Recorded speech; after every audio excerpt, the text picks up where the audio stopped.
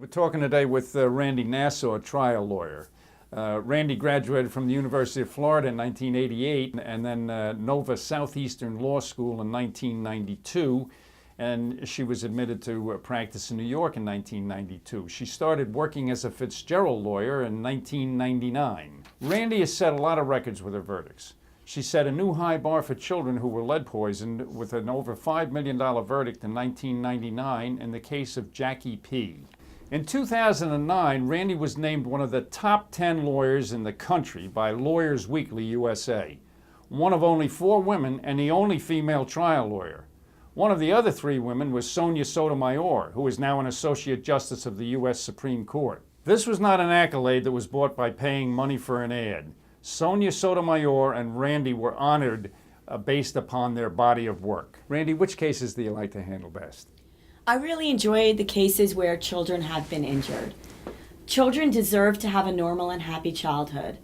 When a child is injured to the degree that it affects who they will be and how they will live, the family needs to have advocates to help them through that process and give the child the best life possible.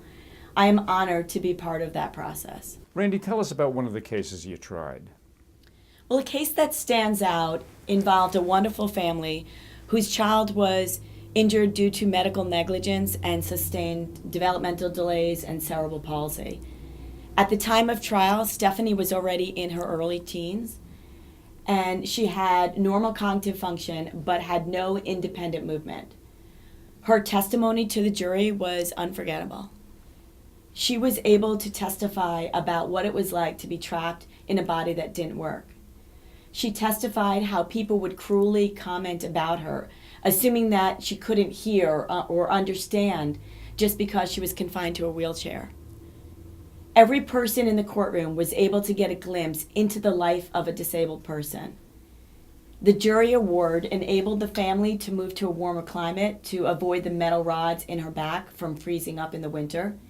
It provided her with an assistant in school to aid her in obtaining her college diploma and obtain assistive devices, which enabled her to eventually play her favorite game of baseball.